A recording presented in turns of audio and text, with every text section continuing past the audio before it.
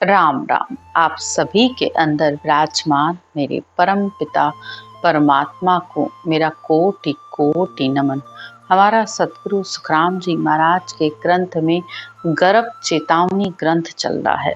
सतगुरुदेव इस आत्मा को दोबारा गर्भ में न आना पड़े, इस बात की चेतावनी दे रहे हैं कि हे आत्मा, इस आत्मा का कल्याण किस ज्ञान से होगा, किस ज्ञान से ये आत्मा परमात्मा में मिल सकती है, इस बात की भी उसे सारी जानकारी दे रहे हैं।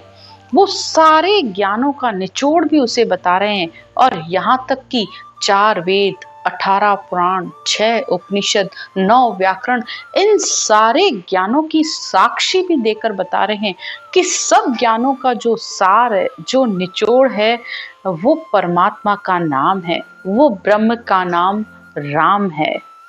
सारे देवता भी इस ज्ञान की साक्षी देते हैं। शिव सनकादिक शेष जी ध्यावत है दिन रात, सो मंत्र हरि नाम है, सुन शिष्य मेरी बात। वेद भागवत पुराण रे साख भरे सब कोय, केवल सत हरि बीज है, दूजी सब वन होय। तो देवता भी, भगवान शिव, सनकादिक, शेष जी सब इस बात को कह रहे हैं कि राम का नाम सबसे श्रेष्ठ है। और यहाँ तक कि वेद, भागवत, पुराण भी इस बात की साक्षी दे रहे हैं कि केवल परमात्मा के नाम के सिवाय इस आत्मा की मुक्ति नहीं हो सकती। और यहाँ तक कि रामायण में भी इस चौपाई को कहा गया है, अति दुर्लभ केवल्य परम पद, सतत सुर बरदत करम, सोई मम दर्शन दुर्लभ, जोई मम सेवा परम। अर्थात रामायण की इस चौपाई को सब संत महत्व देते हैं।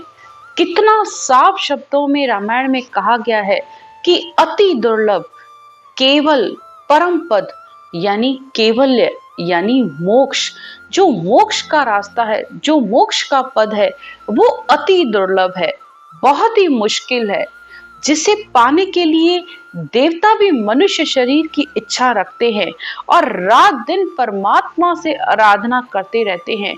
अहो प्रभु मानव तन दीजे, भरत खंड के माही, केवल भक्ति करा संत सेवा, और करा कछु नाही। हे परमात्मा, हमें मनुष्य जन्म देना, वो भी भरत खंड में देना, जहाँ पे अनंत ऋषि मुनि हुए, संत हुए, केवली भगवंत हुए हैं। तो मैं उनकी भक्ति, उनका ज्ञान उनसे लेकर रात दिन उस ब्रह्म की सेवा करता रहूं। तो देवता भी ऐसे मनुष्य शरीर की आराधना कर रहे हैं, जिससे वो ये केवल्य भक्ति प्राप्त करके, यानी देवताओं के पद से भी ऊपर वो केवल पद है, वो उनसे भी आगे है, जिसमें मिलकर वो भी परमात्मा में एक होना चाहते हैं। सोई मम दर्शन दुर्लभ, जोई मम सेवा परम। इसीलिए इस चौपाई में आखिरी लाइन को ध्यान से सुनिए कि जो परमात्मा की, ब्रह्म की सेवा इस तरीके से करता है कि बैठकर इस श्वास प्रश्वास में जब इस राम के नाम को लेता है, तो वो अंदर केवल्य का बीज आ जाता है, जो कि कितने साधन करने पर भी नहीं आता है। बड़ी बड़ी तपस्याएं, बड़े बड़े साधनाएं करने पर भी वो नहीं आता है केवल का बीज, लेकिन सिर्फ एक इस ब्रह्म के नाम की रटना और सिमरन करने पर बिना इच्छा के भी उस आत्मा को परम पद मिल जाता है। अगर कोई ये कहे कि मैं बस सिमरन कर रहा हूँ, मेरी मोक्ष में जाने की कोई इच्छा भी नहीं है, लेकिन इस केवल्य बीज का ऐसा गुण है कि वो आत्मा को निश्चित तौर पे उस परम पद में लेकर जाता है। इसीलिए तो केवली भगवंतों ने इस सत शब्द की कथा या कही है, यानी इस सत शब्द की ताकत क्या है उसको ध्यान से सुनिए। कितने साफ शब्दों में सतगुरुदेव बता रहे हैं, सत शब्द की कथा सुनो या सुन जो ज्ञानी ध्यानी सारा, दसों द्वार फोड़ कर निकसे नहीं कोई अटकण हारा। इस सत शब्द की कथा इस सत्य शब्द का महत्व, इस सत्य शब्द की ताकत सब ही सुनो। सब ज्ञानियों से, ध्यानियों से, ध्यान करने वालों से सतगुरुदेव सबसे कह रहे हैं कि 10वें द्वार को फोड़ने की ताकत, यानी इस 10वें द्वार से बाहर निकलने की ताकत तो सिर्फ इस एक सत्य शब्द, इस शब्द धुन के अंदर है। कितनी ही श्वासों को जो चढ़ा कर बैठे हुए हैं, जो तपस्या से, ताकत से परमात्मा में मिलना चाहते हैं, और यहाँ तक कि उस श्वास की भक्ति करके ऊपर पार ब्रह्म तक भी पहुंच रहे हैं, होड़ काल तक भी जा रहे हैं, लेकिन फिर भी 10वें द्वार तक पहुंचकर फिर वापस लौट कर आ जाते हैं, क्योंकि वो 10वें द्वार बिना सत्शब्द के वो खुलता ही नहीं है। आनंद लेते हैं, बिल्कुल अक्षर ध्वनि का आनंद वो ले रहे हैं। सतगुरुदेव ने हमें बिल्कुल साफ शब्दों में बताया है, और एक हरजस में तो उन्होंने हर बात का निर्णय किया है कि अक्षर धुन और ने अक्षर धुन में क्या अंतर है। एक जिसमें तुम उश्वास को चढ़ाकर जो ओम की साधना कर रहे हैं, जो सोहम ओहम कर रहे हैं, वो भी अक्षर धुन को सुन रहे हैं, क्योंकि जब भी उनसे ये कहा जाता है कि तुम ये भक्ति करो, केवल ये भक्ति है, तो वो कहते हैं हम भी धुन सुन रहे हैं। हाँ, बिल्कुल सुन रहे हैं, क्योंकि संसार में ज्ञान अनंत है, कोई ज्ञान कम या छोटा बड़ा नहीं होता है। सबको नमस्कार है, जो जैसी साधना कर रहा है, परमात्मा ने जिसको जैसा संग दिया है, सब धन्यवाद की पात्र हैं आत्माएं। लेकिन सतगुरुदेव अंतर बता रहे हैं कि ब्रह्म और ब्रह्म से आगे भी वो पर ब्रह्म परमात्मा का देश है, वहां इस आत्मा की मुक्ति होती है। और वो 10वें द्वार को फोड़कर जब वो आत्मा बाहर गगन मंडल में जब उसकी वो अखंड धुन हो जाती है, तब इस आत्मा को अगम देश की प्राप्ति होती है। और उसके लिए दिन दिन चढ़े अगम दिश जावे, पाछो नेक न आवे। दिन ब दिन जैसे जैसे वो आत्मा रटना करती जाती है, तो आगे से आगे उस अगम देश की तरफ बढ़ती जाती है। और किसके सारे? इस सत्य शब्द के सारे। ये सारी कथा सत्शब्द की चल रही है कि इस सत्शब्द की, इस शब्द धुन की क्या ताकत है। पाछो नेक न आवे, और जो एक बार ऊपर चढ़ गया तो वो फिर कभी नीचे नहीं आता है।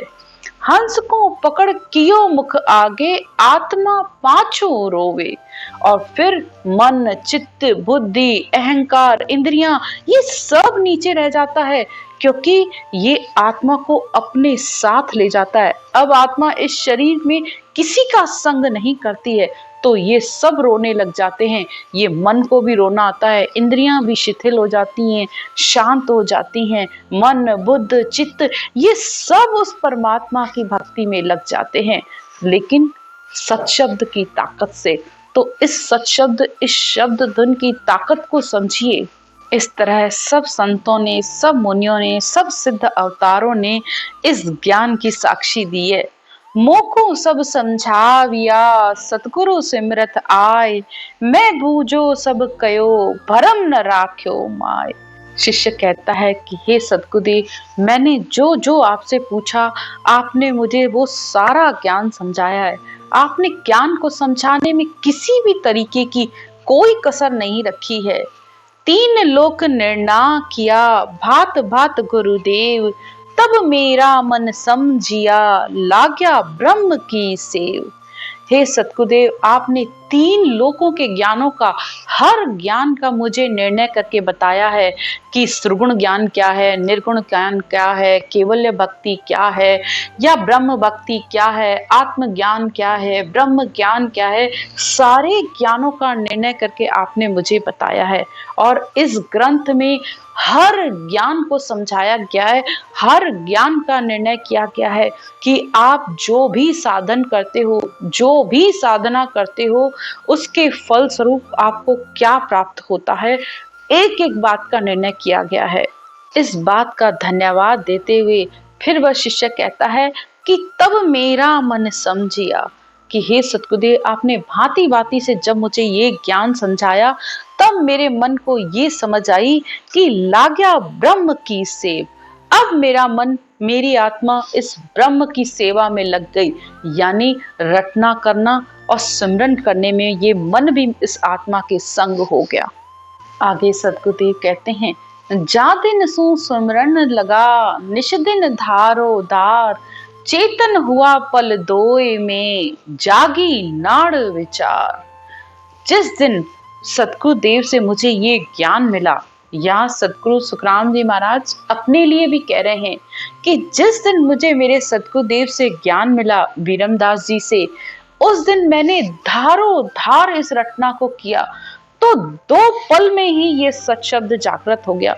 ये सुषमा नाड़ी चेतन होकर जागृत हो गई और वो सत शब्द आ गया। और जागी नाड़ विचार, यानी रोम रोम में, नाड़ नाड़ में मैंने इस सत शब्द का अनुभव होने लग गया। सब कीमत इन शब्द की, कहाँ लग कहूँ बनाए, पख चारों जुग एक गिगन पहुंचा जाए। सतगुरुदेव कहते हैं कि सब कीमत, यानी सारी ताकत किसकी है? इस सत शब्द की है, इस राम के नाम की है। ये राम का नाम जब मैंने श्वास प्रश्वास में लिया, तो इसमें इतनी ताकत है कि ये सत शब्द आकर जागृत हो गया और 3.5 करोड़ रोमावलियां जो मेरी हैं वो खड़ी हो गई। एक एक नाड़ी में इस शब्द का मैंने अनुभव किया। मैं कहाँ तक कहूँ, कितनी महिमा करूं इस सत शब्द की। इस सत शब्द के आने के बाद ये आत्मा परम पद में कितने दिन में मिली? पख 4 जुग 1। पख यानी 15 दिन, 2 महीने और 12 वर्ष में, यानी 12 वर्ष के अंदर मैं केवल पद, आनंद पद को मैंने प्राप्त कर लिया। ये सतगुरुदेव अपने लिए कह रहे हैं कि इस सत शब्द के अंदर इतनी ताकत है कि उसने मुझे उस आनंद पद में मिला दिया। मेहर भई सतगुरु की, तादिन सता उदय घट होई, जादन तिथि लिखी केवल की, तामे कसर न कोई। जिस दिन सतगुरु की मेहर हो जाती है तो शिष्य के अंदर ये सता, सता कहा गया है सत शब्द को, तो परमात्मा की दया, इस ज्ञान, अणवय ज्ञान की दया होने पर, इस आत्मा के अंदर सिमरन करने पर 2 पल में वो सत शब्द आकर जागृत हो जाता है। तो उसी दिन उस मनुष्य का केवल्य में मिलने की तिथि लिख जाती है, यानी एक दिन ये आत्मा अवश्य ही उस परमात्मा में मिल जाएगी। बस सत शब्द आने के बाद, ये शब्द धुन आने के बाद वो निश्चित तौर पर जाएगी। जात जात आनंद घर जासी, आगे पीछे सोई रे। सतगुरुदेव कहते हैं सिमरन करते करते, जात जात यानी करते करते, एक दिन वो जरूर वहां पहुंचेगी। कोई पहले पहुंचेगा, कोई बाद में पहुंचेगा। जितना ज्यादा सिमरन करोगे, जितनी तेजी से चलोगे, तो उतनी जल्दी आप पहुंचोगे। ये तुम्हारे ऊपर है।